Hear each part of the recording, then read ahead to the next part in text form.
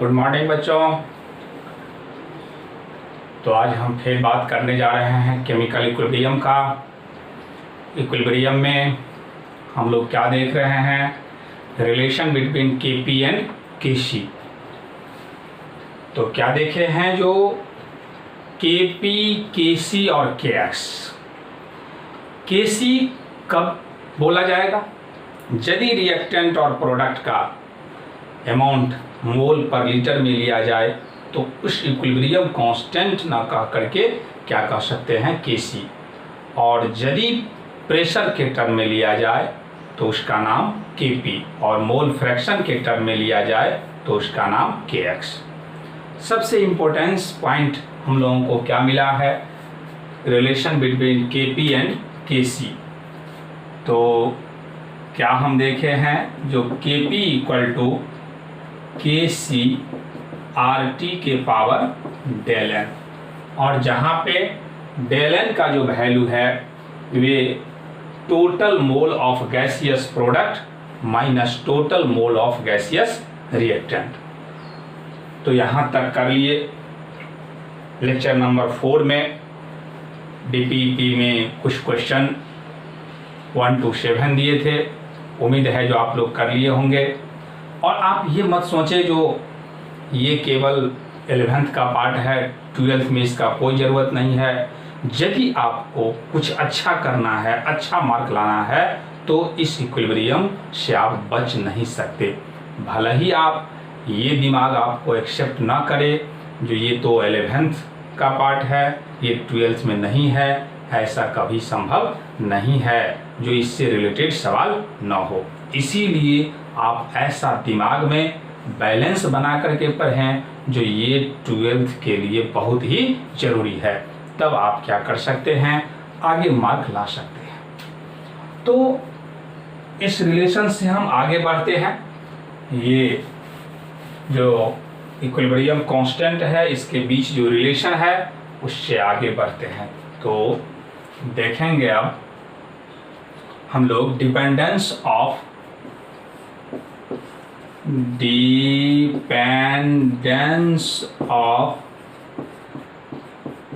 Equilibrium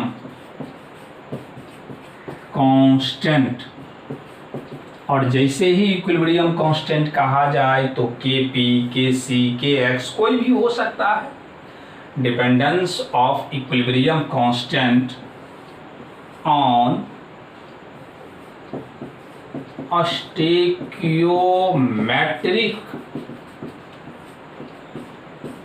coefficient of a balance reaction. Stoichiometric coefficient of a balance reaction. तो इसमें हम अलग अलग केस लेकर के बात करते हैं। तो केस फर्स्ट यदि कहें, मानते हैं केस फर्स्ट में let K1 be the equilibrium constant for the reaction A to B। K1 जो है equilibrium constant, equilibrium constant for the reaction A to B, ये मान लिया गया। अब इसमें हम फिर कंडीशन लगा रहे हैं। क्या कंडीशन लगा रहे हैं? द इक्विलिब्रियम कांस्टेंट,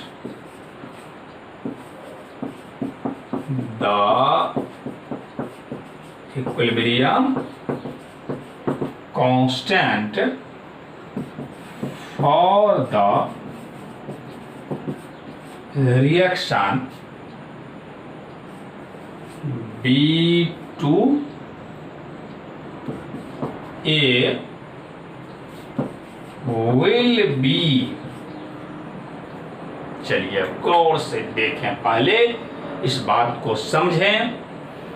हमसे कह दिया गया जो ये जो रिएक्शन है इसका इक्विलिब्रियम कांस्टेंट K1 है, कुछ ना कुछ क्या होगा, इक्विलिब्रियम कांस्टेंट का ये वैल्यू होगा। तो आपसे पूछ दिया गया जो equilibrium constant for the reaction B2A, इस रिएक्शन को आप गौर से देखिए। जो A यहाँ रिएक्टेंट है और B प्रोडक्ट है, लेकिन यहाँ पे क्या है, B रिएक्टेंट है और A प्रोडक्ट है। ये रिएक्शन में क्या हम देख रहे हैं, जो जस्ट इस रिएक्शन को क्या कर दिया गया, रिवर्स कर दिया गया। तो इक्विलिब्रियम कांस्टेंट भी क्या हो जाता है, रिवर्स हो जाता है। ये आपको याद कर लीजिए, रट लीजिए। तो B1/K1, इसको थोड़ा सा हम प्रूफ कर दें, आप लोग समझेंगे। जो ये रटना पड़ेगा, रटने की बात नहीं है, आपको सिर्फ अभी हम कह रहे हैं जो इजी वे में सवाल को समझने के लिए, याद रखने के लिए, जो रट जाइए। जो जैसे ही रिएक्शन को रिवर्स कर दिया जाए तो जो भी वैल्यू होगा इक्विलिब्रियम कांस्टेंट, वे क्या हो जाएगा, रिवर्स हो जाएगा। एक्सप्लेनेशन दे रहे हैं, जो हम लोग कहीं भी कभी भी एक्सप्लेन कर सकते हैं। तो K1 बराबर क्या लिख सकते हैं, concentration B upon concentration A, यही नहीं लिख सकते हैं। इक्विलिब्रियम कांस्टेंट जो लिखाने का तरीका आपको समझाए, वे प्रोडक्ट का कंसंट्रेशन अपॉन रिएक्टेंट का कंसंट्रेशन। अगेन यहां जो रिएक्शन हम देख रहे हैं उसके अनुसार ये मान लेते हैं, ये हमको तो इसके इक्विलिब्रियम कांस्टेंट को रिलेट करना है इसमें, तो इसमें हम मान लेते हैं ये K2 है, K2। तो K2 इक्वल टू A का कंसंट्रेशन अपॉन क्या कह दीजिएगा, B का कंसंट्रेशन। जहां कहीं भी दो के बीच रिलेशन एस्टेब्लिश करना हो तो देखें जो उसमें कोई ना कोई कॉमन फैक्टर है कि नहीं। तो इसमें तो कॉमन ही कॉमन है, B यहां भी B है, A यहां भी A है। तो हम ऐसा करते हैं, इसको इक्वेशन फर्स्ट मान लेते हैं और इसको अरेंज करके जो है concentration A equal to K2 concentration B, ये इक्वेशन सेकंड मान लेते हैं। आप लोग नीचे नोट करेंगे बाबू। तो from equation first and second, तो K1 इक्वल टू B का कंसंट्रेशन, यहाँ जो A का कंसंट्रेशन है इसके बराबर तो हम इतना एक्सप्रेस कर लिए। तो K2 और B का कंसंट्रेशन ये कैंसिल कर देंगे, यानी K1/K2, या यूँ कहिए K2 बराबर 1/K1। तो यही यहाँ पे डायरेक्ट हम लिख लिए थे। जो यदि A से B का इक्विलिब्रियम कांस्टेंट K1 है तो B से A का इक्विलिब्रियम कांस्टेंट, यानी जितना ये वैल्यू होगा जस्ट इसका क्या कर देना है, रिवर्स करना है। तो इतना करने की कोई जरूरत नहीं है, हमको डायरेक्ट एक छोटा छोटा प्रॉब्लम रहे तो डायरेक्ट हमको याद रखना है, ताकि हम लोग आसानी से कम समय में सवाल को क्या कर सकते हैं, सॉल्व कर सकते हैं। तो वीडियो को पॉज कीजिए, नोट कीजिए।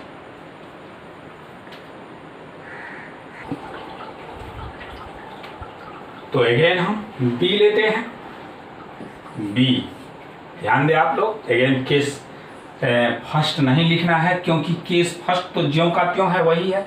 उसमें पहले हम A का डिस्कशन किए, A टाइप का, अब B टाइप का बात कर रहे हैं।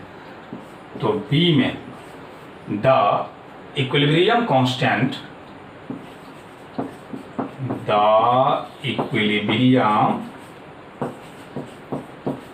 constant for the reaction N A N B। क्या देख रहे हैं इसमें? यहां पे जो भी कोफिशिएंट हो उसमें n से मल्टीप्लाई कर दिया गया, मतलब कुछ सर्टेन नंबर से मल्टीप्लाई कर दिया गया। इक्वेशन में कोई चेंजिंग नहीं है, वे इक्वेशन ज्यों का त्यों है। तो जब इक्वेशन ज्यों का त्यों है, कोई रिवर्स नहीं किया गया, तो इक्विलिब्रियम कांस्टेंट भी रिवर्स नहीं होगा, सिर्फ इक्विलिब्रियम कांस्टेंट में मल्टीप्लाई हो जाएगा। तो हम क्या कह देंगे, जो नया जो इक्विलिब्रियम कांस्टेंट होगा विल बी K1 और उसका पावर n, K1 और उसका पावर 1। फिर एक और हम ले लेते हैं, C द इक्विलिब्रियम कांस्टेंट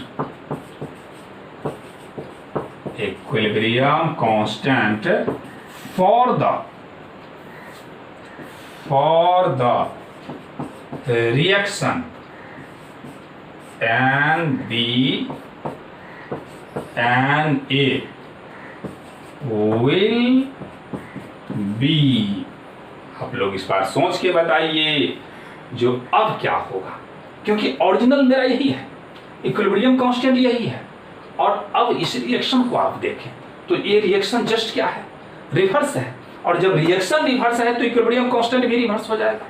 लेकिन इसमें क्या कर दिया गया, कुछ से मल्टीप्लाई कर दिया गया, तो हम कह देंगे 1/K1 उसका पावर n, उसका पावर n। तो इस तरह से हम लोग क्या कर सकते हैं, इक्विलिब्रियम कांस्टेंट को रिलेट कर सकते हैं। अब जिस तरह से आपको पहला का एक्सप्लेनेशन, ए का एक्सप्लेनेशन दिए, उसी तरह से बी का भी एक्सप्लेनेशन होगा, सी का भी एक्सप्लेनेशन होगा। तो वीडियो को पॉज कीजिए, नोट कीजिए। तो case second, K1 be the equilibrium constant for the reaction A to B and K2 be the equilibrium constant for the reaction XY। मतलब दो रिएक्शन का, एक ही रिएक्शन का दो पार्ट, जिसमें एक का इक्विलिब्रियम कांस्टेंट K1 है और दूसरा का इक्विलिब्रियम कांस्टेंट K2 है। The equilibrium constant for the reaction, ये A से B XY, इस रिएक्शन को देखें और यहाँ पे देखें तो क्या किया गया है, दोनों को ऐड किया गया है। ये रिएक्शन और ये रिएक्शन को ऐड करके बनाया गया है। तो जैसे ही ऐड करके बनाया जाए एक रिएक्शन, तो उस समय याद रखें जो न्यू इक्विलिब्रियम कांस्टेंट जो होगा वे फर्स्ट टू इक्विलिब्रियम कांस्टेंट के मल्टीप्लाई हो जाएगा। फिर से, यदि दो रिएक्शन हो और दोनों रिएक्शन को ऐड कर दिया जाए, ऐड करने के बाद जो एक न्यू इक्वेशन मिलेगा, उसका इक्विलिब्रियम कांस्टेंट यदि फाइंड करना हो तो दोनों इक्विलिब्रियम कांस्टेंट को क्या कर दिया जाएगा, मल्टीप्लाई कर दिया जाएगा। दूसरा सिचुएशन,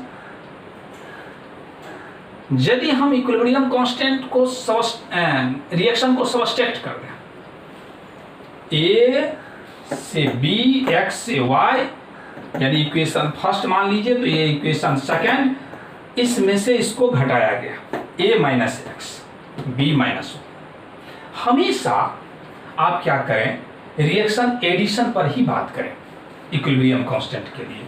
तो a माइनस एक्स ये ना कह करके इसको जब इस साइड लाएंगे तो प्लस हो जाएगा a प्लस वाई।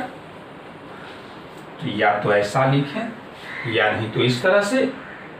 तो उस सिचुएशन में यानी यहाँ क्या हुआ है, रिएक्शन को रिवर्स कर दिया गया।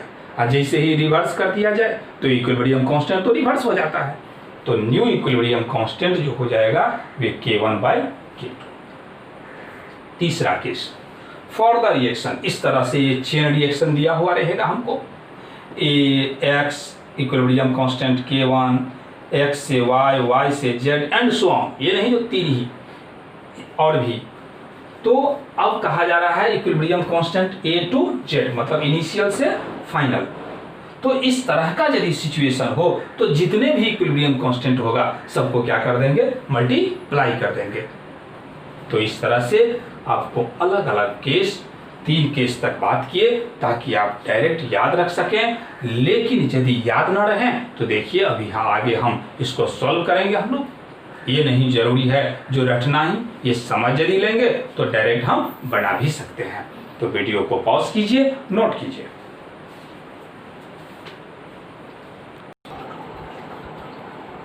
तो देख लेते हैं ये question. The value of equilibrium constant for the reaction is इतना। What will be the equilibrium constant for the reaction. ये रिएक्शन जिसका इक्विलिब्रियम कांस्टेंट कितना है 4, तो हमसे पूछ दिया गया जो इस रिएक्शन का इक्विलिब्रियम कांस्टेंट। तो देखिए आप गौर से, जितना भी केस बात किए उस केस में से कौन सा केस है। फर्स्ट केस का ए रिएक्शन जस्ट क्या है, रिवर्स है। ये रिएक्शन जो प्रोडक्ट है यहाँ रिएक्टेंट है और जो रिएक्टेंट है वो प्रोडक्ट है। कोफिशिएंट सेम है, कोफिशिएंट में कोई चेंजिंग नहीं है। तो what will B equilibrium constant यदि हमसे कहा जाए तो हम डायरेक्ट कह देंगे जो इक्विलिब्रियम कांस्टेंट, चाहे केसी कहें, कुछ नहीं कहा गया है तो कहेंगे new equilibrium constant equal to 1/4 यानी 0.25। तो ये तो डायरेक्ट आंसर हो गया। लेकिन इसी बात को हम लोग समझें जो कैसे ये बना। तो सेकंड मेथड अंडरस्टैंडिंग से क्या करेंगे, ये फर्स्ट रिएक्शन से फ्रॉम फर्स्ट रिएक्शन मान लेते हैं के इक्वल टू PCl3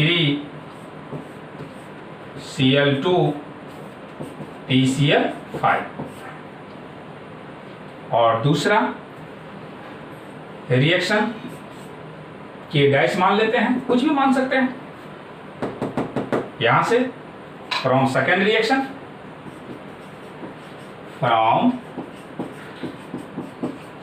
रिएक्शन तो के डैश PCl5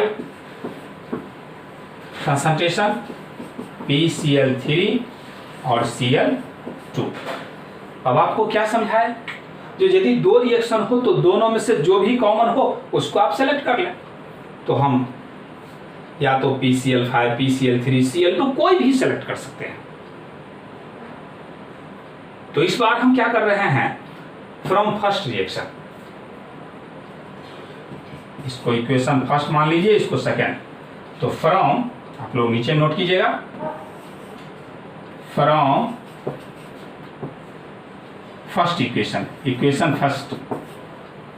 तो इक्वेशन फर्स्ट से हम क्या कर रहे हैं, PCl5 का concentration is equal to PCl3 Cl2 भाई क्या कह देते हैं के। अब इसको इक्वेशन हम थर्ड मान ले रहे हैं। अब from equation second and third, from equation second and third, तो के डैश इक्वल टू PCl5 के जगह पे तो अब इतना लिखा जाएगा, क्या लिखा जाएगा, PCl3 Cl2 के, और फिर ये कोफिशिएंट तो ज्यों का त्यों रहेगा, PCl3 Cl2 ये कैंसिल, इसीलिए के डाइस इक्वल टू के। अब के डाइस, और ये के जो है फर्स्ट रिएक्शन के लिए है, और फर्स्ट रिएक्शन के लिए के का वैल्यू कितना 4, तो ये 4 यानी क्या कह देंगे, डिवाइड करके 0.25।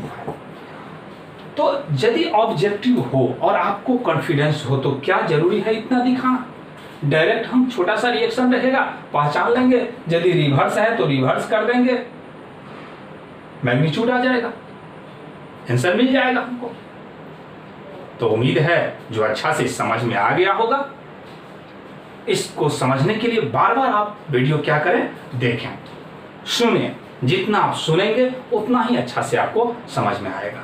तो वीडियो को पॉज कीजिए, नोट कीजिए। तो इस क्वेश्चन को ले लेते हैं। ये जेईई मेन, ये जो क्वेश्चन है जेईई मेन 2019 का। For the following reaction the equilibrium constant are given. ये इक्विलिब्रियम कांस्टेंट दे दिया गया है दोनों रिएक्शन का, और हमसे पूछ दिया गया जो इस इक्वेशन का इक्विलिब्रियम कांस्टेंट बतावें क्या होगा। इसमें क्या है तो आपको खुद निर्णय लेना होगा। जो ये पहले जो इक्वेशन दिया गया उसमें किस तरह से रिवर्स करें, मल्टीप्लाई करें, दोनों इक्वेशन को ऐड करें या सबट्रैक्ट करें। तो ये दोनों ही इक्वेशन से ये इक्वेशन लाना है। तो सबसे पहले हम क्या करेंगे, इक्विलिब्रियम कांस्टेंट को एक्सप्रेस करेंगे। तो देखिए इसी में हम क्या करते हैं, फर्स्ट सेकंड मान लेते हैं।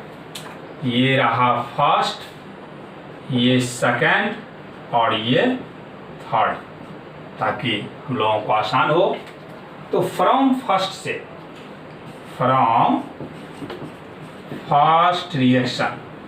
फर्स्ट रिएक्शन से यदि बात करेंगे तो K1 इक्वल टू SO2 का कंसंट्रेशन और O2 का कंसंट्रेशन। क्या सल्फर को लिया जाएगा कि नहीं लिया जाएगा, तो सल्फर को किसी प्रकार से कोई इन्वॉल्वमेंट नहीं किया जाएगा। क्यों? क्योंकि सल्फर क्या है, सॉलिड है, और यदि कोई सॉलिड हो तो इसका कोई इन्वॉल्वमेंट नहीं होगा। और इतना बराबर क्या मिल गया, 10 के पावर 52। तो इस तरह से यदि हमको 10 के पावर 52 मिल गया, अब हम क्या करने जा रहे हैं, इस इक्वेशन को रिवर्स कर देते हैं। इस इक्वेशन को रिवर्स कर देते हैं। क्यों रिवर्स करेंगे, ये आपको ये जो इक्वेशन है इस इक्वेशन को देखते हुए रिवर्स करना पड़े, मल्टीप्लाई करना पड़े, ये सब इसमें किया जाएगा। तो reverse the equation first and multiply by 2 से क्या कर दें, मल्टीप्लाई कर दें। तो जैसे ही रिवर्स करेंगे और मल्टीप्लाई कर रहे हैं 2 से, तो SO2 फिर क्या हो जाएगा 2S सल्फर और S4 solid plus 2O2 gas. इस तरह से हम क्या कर दिए, मल्टीप्लाई कर दिए 2 से और रिवर्स कर दिए। अभी आपको केस फर्स्ट में बात किए थे, केस फर्स्ट के बी में जो रिएक्शन को यदि रिवर्स कर दिया जाए तो इक्विलिब्रियम कांस्टेंट भी रिवर्स हो जाएगा। तो यहां जो भी इक्विलिब्रियम कांस्टेंट मिला उसका जस्ट क्या करना होगा, रिवर्स करना होगा। तो हम अगेन क्या करते हैं, ये K डाइस ले लेते हैं, K1 डाइस और K1 डैश यदि लिखेंगे तो क्या कहेंगे, O2 का पावर 2। ये तो सॉलिड है और सॉलिड का एक्सप्रेशन संभव है नहीं। क्यों? क्योंकि सॉलिड का कंसंट्रेशन हमेशा यूनिटी होता है। तो SO2 और इसका पावर 2। अब जिस तरह से यहाँ बात किए 10 के पावर 52, यहाँ भी क्या कह देंगे, 1/10 के पावर 52। अब उसका क्या हो जाएगा, स्क्वायर हो जाएगा, उसका स्क्वायर हो जाएगा। तो इस तरह से हम एक इक्वेशन बना लिए। इस इक्वेशन को अब हम नाम दे देते हैं 4। ये जो इक्वेशन मिला उसको क्या कह देते हैं, 4। अब बात करें फ्रॉम इक्वेशन सेकंड, तो फ्रॉम इक्वेशन सेकंड से यदि बात करेंगे, फ्रॉम इक्वेशन सेकंड, तो इक्वेशन सेकंड में K2 यदि एक्सप्रेस किया जाए तो SO3 2 और O2 3। यहाँ तो ये सॉलिड है, सॉलिड का कोई एक्सप्रेशन नहीं होगा। अब यहाँ पे कह देंगे जो इतना इक्वल टू 10 के पावर 129। मेरा मकसद क्या है, इक्वेशन थर्ड को लाना। अब थर्ड के इक्वेशन लाने के लिए क्या करना पड़ेगा, तो फॉर द रिएक्शन, ये जो रिएक्शन है यहाँ जो हम बना लिए 4 और किसको, सेकंड को हम जोड़ देते हैं। Adding the equation 4, adding equation 4 and third. और जैसे ही ये ऐड करेंगे तो इसी में आप लोग देख लीजिए, क्योंकि मेरे पास स्पेस नहीं है, 2SO2 O2। और यहां पे देखें ये 2SO2, तो ये और ये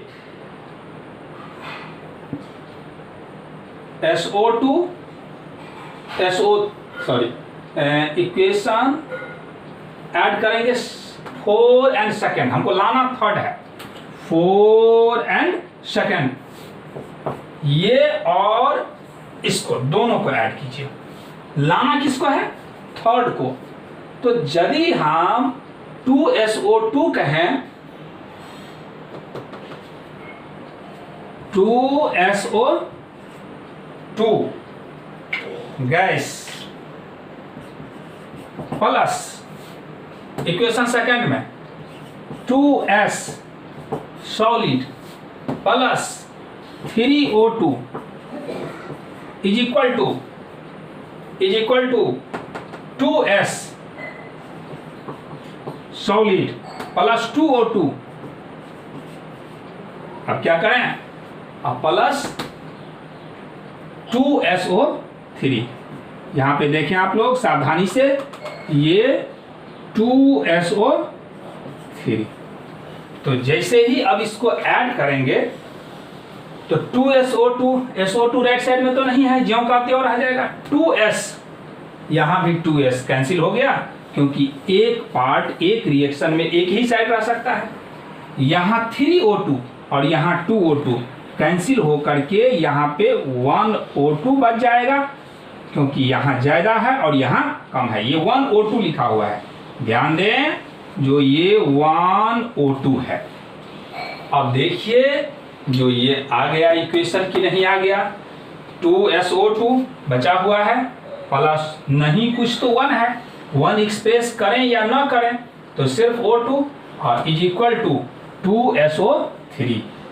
अब आपको क्या करना है, तो क्या समझाए, इससे पहले के सेकंड में बताए थे केस सेकंड में हम क्या किए थे, दो इक्वेशन को ऐड किए थे, और जैसे ही दो इक्वेशन को ऐड किए तो इक्विलिब्रियम कांस्टेंट मल्टीप्लाई हो गया था। तो इसीलिए अब हम क्या कहेंगे, यहाँ पे इक्विलिब्रियम कांस्टेंट थर्ड मान लेते हैं। अब तो हमको मिटाना पड़ेगा, आप लोग इसको देख लिए हैं, पहले नोट कीजिए। चलिए नोट कर लिए। इसमें क्या सोचना होगा, जो किस तरह से इक्वेशन थर्ड को लावें। तो अब हम फाइनली कह देंगे जो इक्वेशन 2SO2 और प्लस O2 और फिर ये क्या मिल गया, तो 2SO3। तो ये जो इक्वेशन मिला ये थर्ड के जैसा है, तो इक्विलिब्रियम कांस्टेंट 3 कह देंगे, और 3 जो होगा वे equilibrium constant 1 into equilibrium constant 2, दोनों को मल्टीप्लाई कर देंगे। तो यहाँ इक्विलिब्रियम कांस्टेंट 1 को तो चेंज कर दिए किसके फॉर्म में, 4 में, और 4 यहाँ डैश के फॉर्म में, तो K1 डैश, और ये K2 रहा, तो K1 डैश की जगह 1/10 के पावर 52 इसका स्क्वायर है, मल्टीप्लाई कर दें कितना से, 1/10 के पावर 129, तो 129 और डिवाइडेड बाय कितना। अब इसको जैसे ही आप सॉल्व करेंगे, ये 52 है, तो 10 के पावर 2 और 2 4, यानी 100 क्या आ जाएगा, 4। अब जब 104 आ जाएगा, इसको सॉल्यूशन करेंगे। कैसे सॉल्यूशन किया जाएगा, तो 10 के पावर 129, ये ऊपर गया तो 104। जब अब सॉल्यूशन करेंगे तो 10 के पावर कितना आ गया, 25। देखिए कोई ऑप्शन है कि नहीं, तो ऑप्शन डी। तो इस तरह से ये जो क्वेश्चन है वे जेईई मेन 2019 का है, अप्रैल सेशन का। तो इस टाइप का क्वेश्चन अब आपसे सॉल्व हो जाएगा। आपको डीपीपी में ये देंगे, जहां डिस्क्रिप्शन में आपको लिंक दिया हुआ रहेगा, उसको जैसे ही आप क्लिक करेंगे ढेर सारा क्वेश्चन, धाकुर धाकुर क्वेश्चन सब आएगा। तो पॉज कीजिए, नोट कीजिए।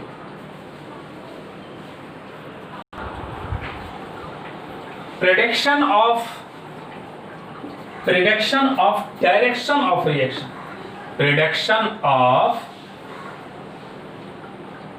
Direction of reaction. यदि एक रिएक्शन ए बी कन्वर्ट हो रहा है सी और डी में, हम जानते हैं जो रिवर्सेबल रिएक्शन का मतलब होगा जो फॉरवर्ड से बैकवर्ड, बैकवर्ड से फॉरवर्ड, और ये प्रक्रिया कंटिन्यूअस चलता रहेगा।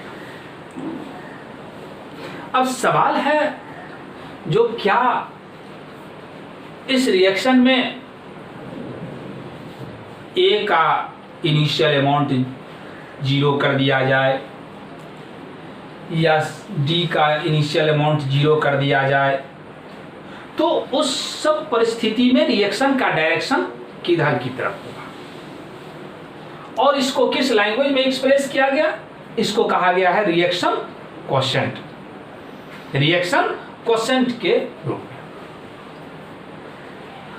तो एक रिएक्शन में जैसे हम ए बी सी डी एक कंटेनर में लिए चारों का चार, लेकिन ए जो है मिसिंग हो गया, ए हम नहीं लिए, ए का कंसंट्रेशन 0, तो रिएक्शन किधर की तरफ होगा, बैकवर्ड। यदि डी का कंसंट्रेशन 0, तो ये बैकवर्ड।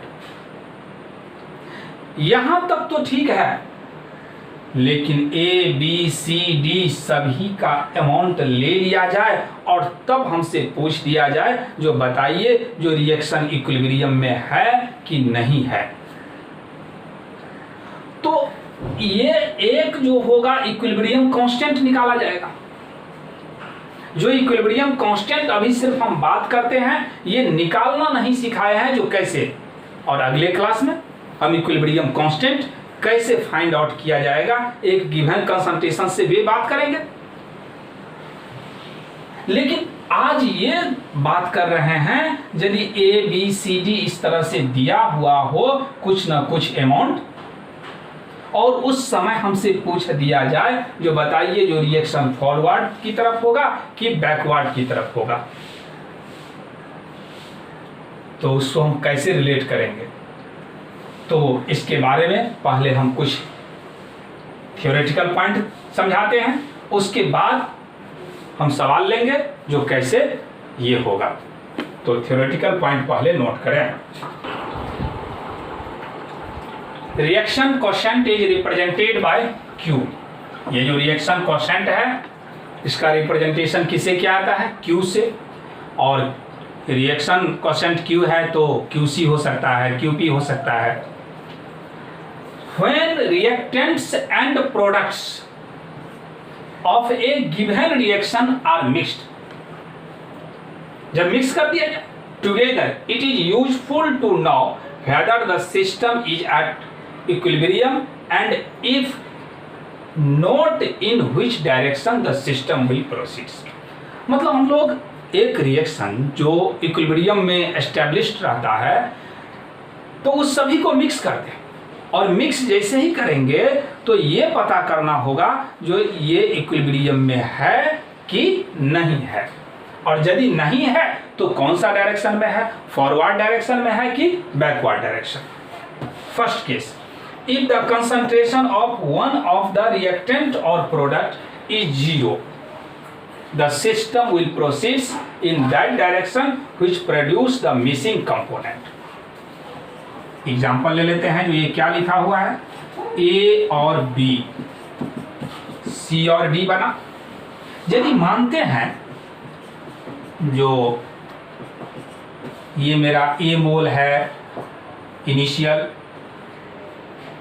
A मोल, ये B मोल, ये C मोल, लेकिन ये क्या है 0, तो इस सिचुएशन में रिएक्शन किस डायरेक्शन में प्रोसीड करेगा, तो हमेशा रिएक्शन उस डायरेक्शन में प्रोसीड करेगा जिधर मिसिंग हो, मतलब 0 हो।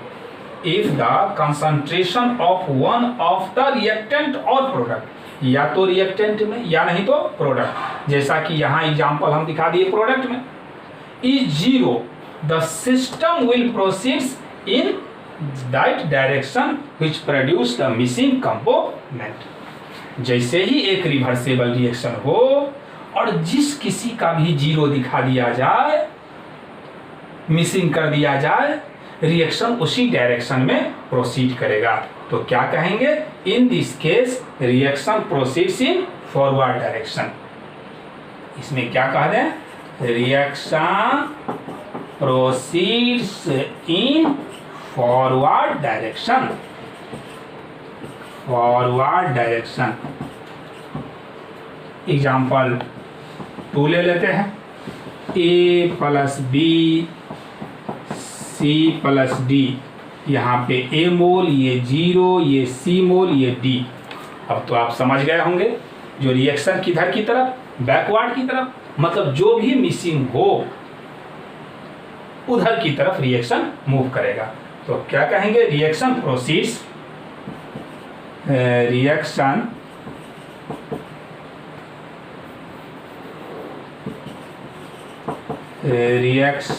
प्रोसीड्स इन बैकवर्ड डायरेक्शन। क्यों कह देंगे बैकवर्ड डायरेक्शन में, क्योंकि बैकवर्ड डायरेक्शन क्या है, ये 0 कंपोनेंट है। तो ये तो बहुत ही आसान हो गया हम लोगों को। कब, जब कोई कंपोनेंट मिसिंग कर दिया जाए तो उधर की तरफ ही इक्विलिब्रियम शिफ्ट हो जाएगा। और ये कब तक शिफ्ट होता रहेगा, कब तक बैकवर्ड या फॉरवर्ड चलता रहेगा, जब तक कि इक्विलिब्रियम स्टेबलाइज ना हो जाए। डिफिकल्ट तो तब होगा जब इसका भी कुछ ना कुछ अमाउंट दिया हुआ रहेगा, और यदि चारों का अमाउंट दिया गया हो तो उस समय हम लोग किससे हेल्प लेंगे, तो रिएक्शन क्वोशेंट का कॉन्सेप्ट अप्लाई करेंगे। तो वीडियो को पॉज कीजिए, नोट कीजिए। If the initial concentration of reactants and products are not zero, इससे पहला कंडीशन क्या हम लोग समझे, यदि उसमें से कोई जीरो हो गया, और इस बार क्या कहा जा रहा है, not zero, it is more difficult to determine the direction of net reaction in present case. इस केस में फाइनली डायरेक्शन किधर की तरफ होगा, फॉरवर्ड की तरफ होगा या बैकवर्ड की तरफ, बहुत ही डिफिकल्ट है।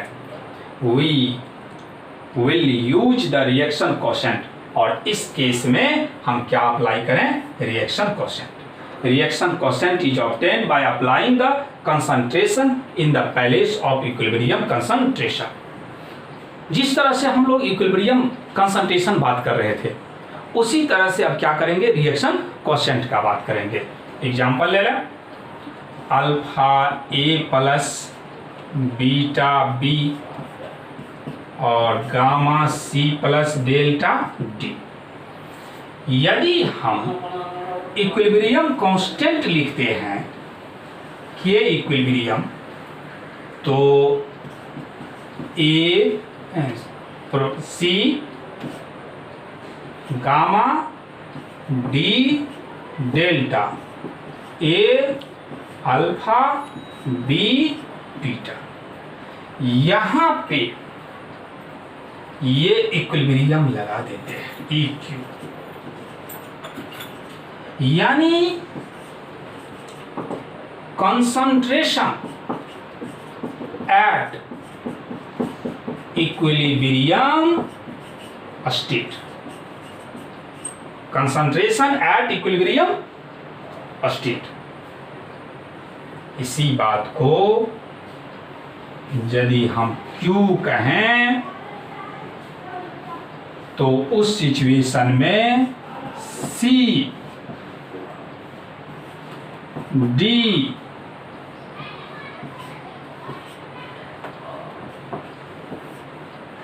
A और B, यहां पे बस थोड़ा सा का अंतर है। ये इक्विलिब्रियम लिखा हुआ है, जो कंसंट्रेशन एट इक्विलिब्रियम स्टेट, लेकिन जब Q निकालना हो तो कंसंट्रेशन एट एनी इंस्टेंट, किसी भी क्षण का, किसी भी समय का हम ले सकते हैं, चाहे इक्विलिब्रियम पे हो या ना हो। तो अब ये तो नाम ही है इक्विलिब्रियम कांस्टेंट, और ये Q जिसको रिएक्शन क्वोशेंट कहे हैं, तो जब भी रिएक्शन क्वोशेंट फाइंड करना हो तो हम किसी भी स्टेट का कंसंट्रेशन ले सकते हैं, चाहे वे इक्विलिब्रियम पे हो या न हो। अब इस दोनों के रिलेशन से फाइंड करेंगे जो रिएक्शन फॉरवर्ड जाएगा कि रिएक्शन बैकवर्ड जाएगा। फिर आप लोग वीडियो को पॉज कीजिए, नोट कीजिए। तो यदि इक्विलिब्रियम कांस्टेंट और रिएक्शन क्वोशेंट दोनों का वैल्यू सेम आ जाए, इक्विलिब्रियम कांस्टेंट या तो सवाल में दिया हुआ रहेगा या नहीं तो फिर वैसा कंडीशन रहेगा जिसको हम फाइंड करेंगे। ये नेक्स्ट क्लास में देखेंगे जो इक्विलिब्रियम कांस्टेंट कैसे फाइंड किया जाता है। तो इक्विलिब्रियम कांस्टेंट, अब इक्विलिब्रियम कांस्टेंट में क्या हो सकता है, इक्विलिब्रियम कांस्टेंट के जगह पे Kc हो सकता है, Kp हो सकता है, Kx हो सकता है। इसी तरह से यहाँ पे क्या कह देंगे, Qc, ये क्या कह देंगे, Qp। तो यदि Kc और Qc दोनों का वैल्यू क्या हो, सेम हो, कब, किस परिस्थिति में, यानी A B C D चारों या जितना भी कंपोनेंट है सभी को एक साथ मिक्स कर दिए, और मिक्स करने के बाद ये Q फाइंड आउट किए, तो पता चला जो उतना ही वैल्यू है जितना कि इक्विलिब्रियम कांस्टेंट का। तो समझेंगे the reaction mixture is at equilibrium, और इक्विलिब्रियम यदि हो तो न ही आप समझ सकते हैं फॉरवर्ड की तरफ जा रहा है न बैकवर्ड की तरफ। यदि Q ज्यादा हो, अब यहां थोड़ा समझे, Q क्या हो, ज्यादा हो, तो ये क्या पड़ जाएगा, कम। और यदि ये कम पड़ जाएगा तो हम लोग तो यही ना समझे हैं, alpha A plus beta B gamma C plus delta D. तो यहां क्या देख रहे हैं, जो यदि ये कम पड़ गया, ये Q जो है ज्यादा हो गया, जैसे ही ज्यादा होगा तो ये क्या हो जाएगा, कम, और जैसे ही ये कम होगा तो इससे पहले तो यही बात किए हैं हम, जो रिएक्शन का डायरेक्शन कैसा होगा, बैकवर्ड, यानी reaction will go left side यानी बैकवर्ड। और कब तक ये बैकवर्ड, जब तक ये इक्विलिब्रियम को एक्वायर न कर ले, इक्विलिब्रियम को प्राप्त न कर ले। अगेन, यदि यहां पे Q मिनिमम हो, कम पड़ जाए, तो जैसे ही Q कम तो ये ज्यादा, क्योंकि ये इनवर्सली प्रोपोर्शनल का रिलेशन है। अब जब ये ज्यादा तो रिएक्शन किधर की तरफ, फॉरवर्ड की तरफ। ये कब तक, जब तक कि इक्विलिब्रियम को ऑब्टेन न कर ले। तो इस पर हम लोग एक सवाल देख लेते हैं, वीडियो को पॉज कीजिए, नोट कीजिए।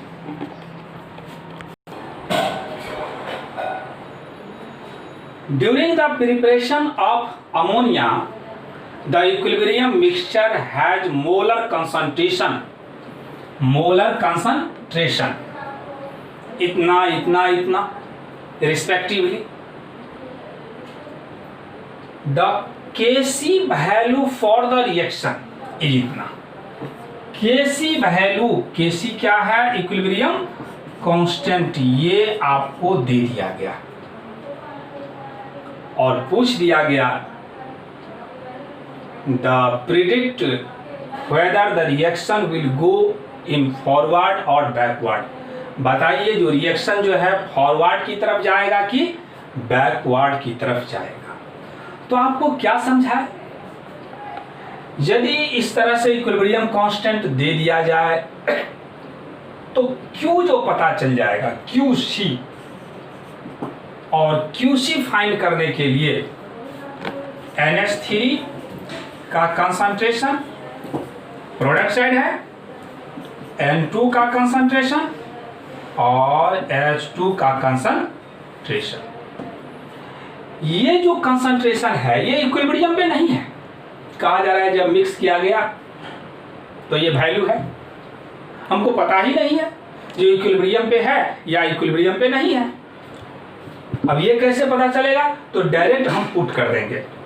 जब डायरेक्ट पुट करेंगे तो NH3 का देख लें, ये वैल्यू रहेगा 2 × 10⁻⁻⁴ का स्क्वायर, N2 का ये वैल्यू रहेगा 1 × 10⁻⁻3, H2 का ये वैल्यू रहेगा तो 3 × 10⁻³ और उसका Q। अब जब इसको हम लोग क्या करेंगे, सॉल्यूशन करेंगे, तो सॉल्यूशन करने के बाद 1.4810⁻³ आ जाएगा। सॉल्यूशन करते रहना है। अब QC, ये तो हम QC लिख दिए, QC का वैल्यू इतना आया और KC का वैल्यू इतना आया, तो इतना ना कह कर के 148 इतना रख सकते हैं, ये तो साइंटिफिक नोटेशन में है।